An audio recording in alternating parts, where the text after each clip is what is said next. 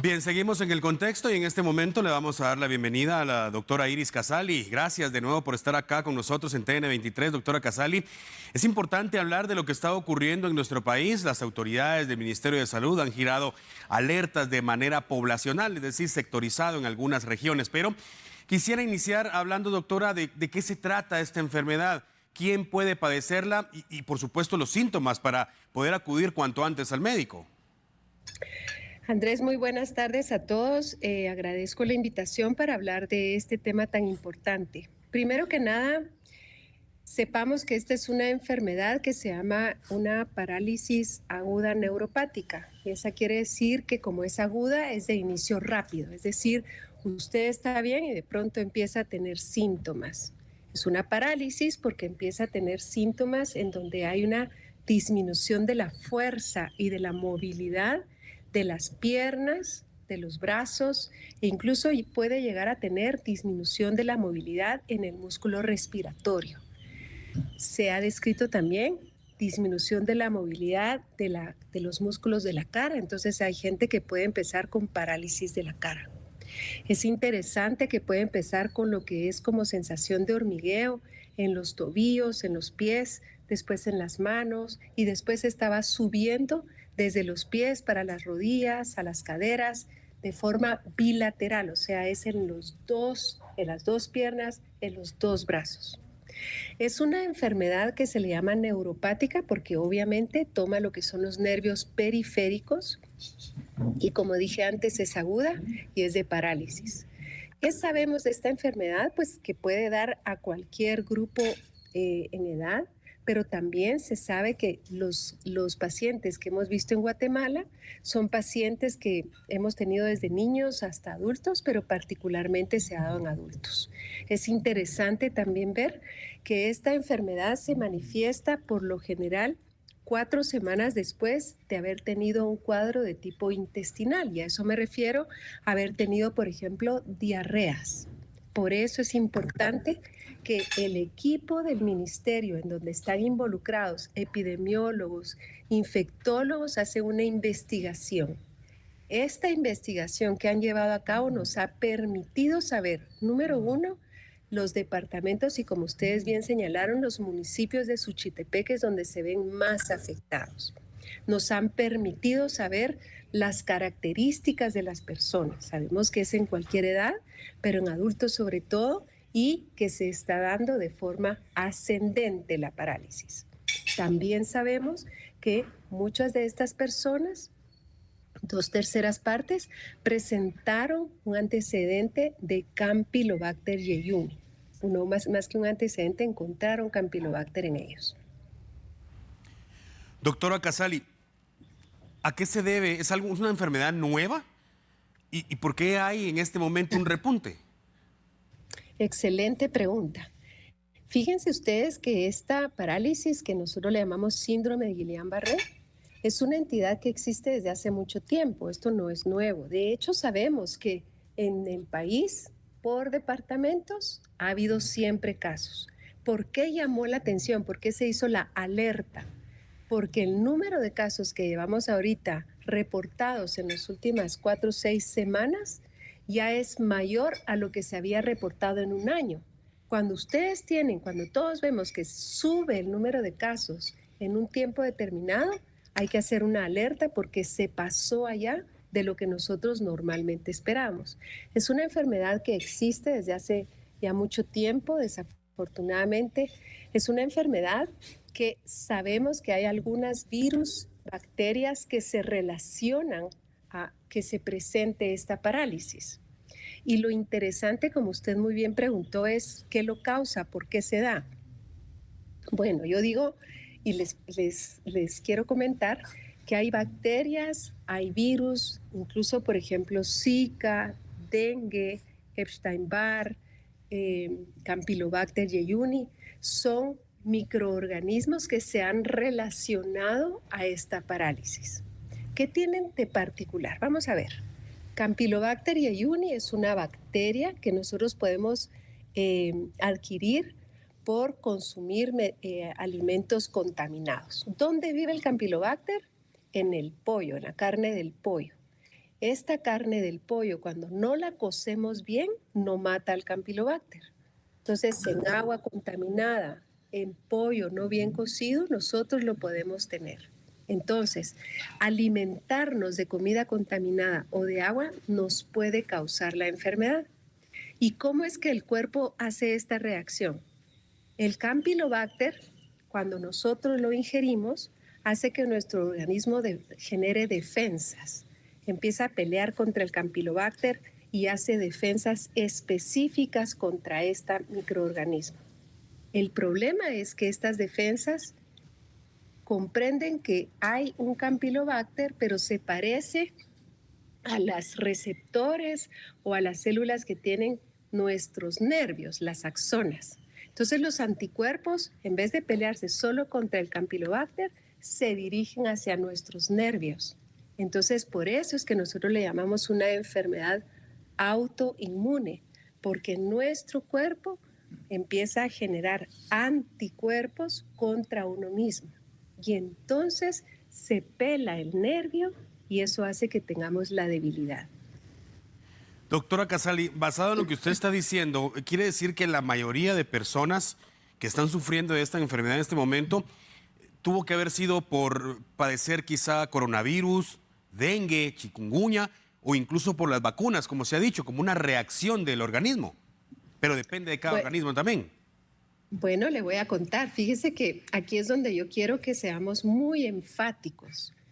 El Ministerio de Salud hizo una investigación tan exhaustiva que buscaron dengue, chikungunya, Zika, Campylobacter jejuni, COVID, vieron si había algún antecedente de que se hubiesen vacunado o no. Y le voy a contar.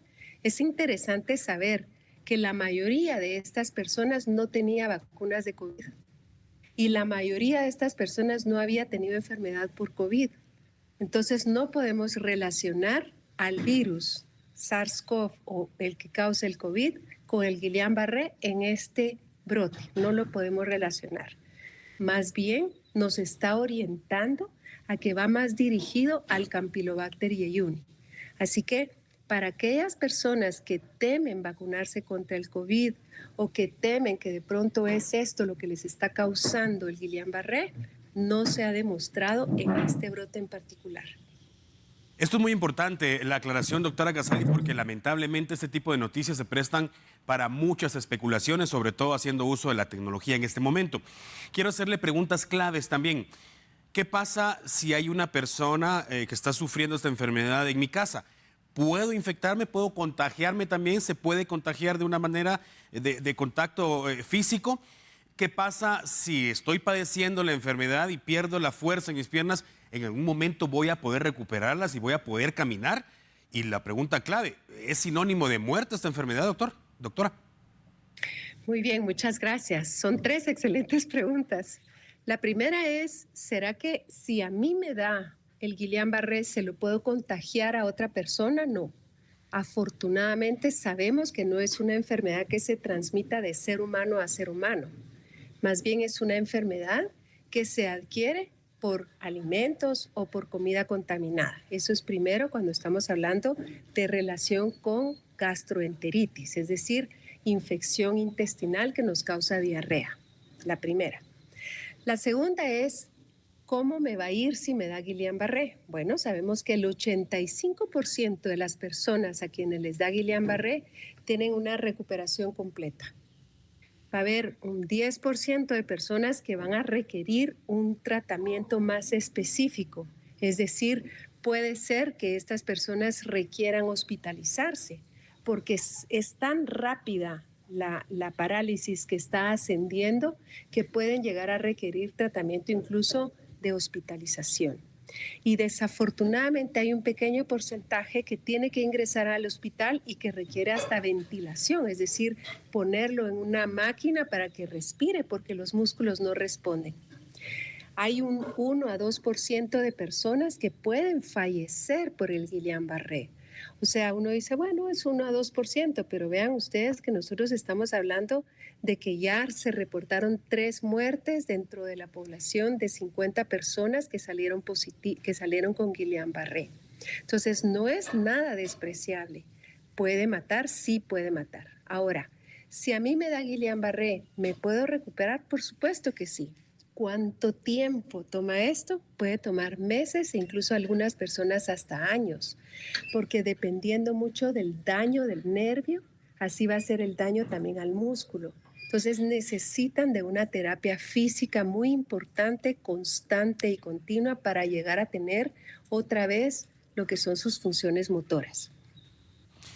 Bien, doctora Casali, el objetivo de abrir este espacio en TN23 es tratar de aclarar todas esas dudas que tenemos, aprovechando su conocimiento, pero también de darle espacio a nuestros televidentes. En este momento, doctora Casali, quiero darle lectura a dos preguntas que nos llegan vía WhatsApp de nuestros televidentes. La primera de ellas dice lo siguiente: ¿qué porcentaje le puede dar o desarrollar a una persona sumamente nerviosa, principalmente que ha tenido punto de parálisis facial y punto de derrame? Esa es la primera pregunta. Y la segunda dice, ¿cómo debemos prevenirnos de la enfermedad y si le da solo a adultos o también a pequeños? Escuche este comentario, doctora. Yo leí que la vacuna de la influenza ayuda para protegernos de la enfermedad. Muchas gracias. Justamente lo que le mencionaba, el uso de la tecnología lamentablemente hace que para este tipo de temas haya muchas especulaciones, pero justo por eso habilitamos este espacio para aclarar las dudas, doctora. Muchas gracias. Mire, cuando hablamos de que alguien es muy nervioso o es muy ansioso bueno, sí, que es ansioso, nervioso o siente que hay mucho estrés, estas personas no van a tener más riesgo de adquirir el Guillain-Barré, tampoco porque les dio una parálisis previa. Por favor, no se angustie. No le agreguemos angustia a este estrés. Más bien, todos tenemos riesgos de adquirirlo, por supuesto. Si sabemos que el brote como este es relacionado a alimentos contaminados y agua, pues obviamente ese es el riesgo, no es ser estresado o estar ansioso. Ahora, es verdad que en muchos casos no logramos saber cuál es la causa. De hecho, se ha relacionado, por ejemplo, les decía, un virus que se llama Epstein-Barr. Han habido personas que post-dengue pueden tener un cuadro como este y que, repito, no se ha detectado en este brote. Con respecto a que si... Perdón, olvidé la segunda pregunta. La segunda... La prevención. La prevención es entonces mantener la mayor higiene posible, es decir, mantener la higiene de manos. Recordemos que la higiene de manos sigue siendo fundamental para todo lo que es infecciones, porque las manos son el vector que me lleva a mí tener bacterias o microorganismos de un sitio a otro. Es lo que yo toco la boca, es con lo que yo me alimento. Entonces, yo debo procurar mantener las manos limpias, higiene de manos. Número 2, el tomar agua que sea limpia. Recordarán ustedes que cuando fue el brote que tuvimos de cólera en nuestro país, que también fue una alerta, encontramos que uno de los problemas es que el agua no estaba limpia, no estaba higienizada. Y aquí fue cuando empezamos y aprendimos a clorar el agua. También encontramos que el comer en la calle no nos asegura que vamos a comer algo que está bien preparado. Piensen siempre que depende a dónde vayamos, pidamos carne, pollo, particularmente bien cocido. Eso es muy importante. Entonces, alimentos, agua potable, higiene de manos es muy importante.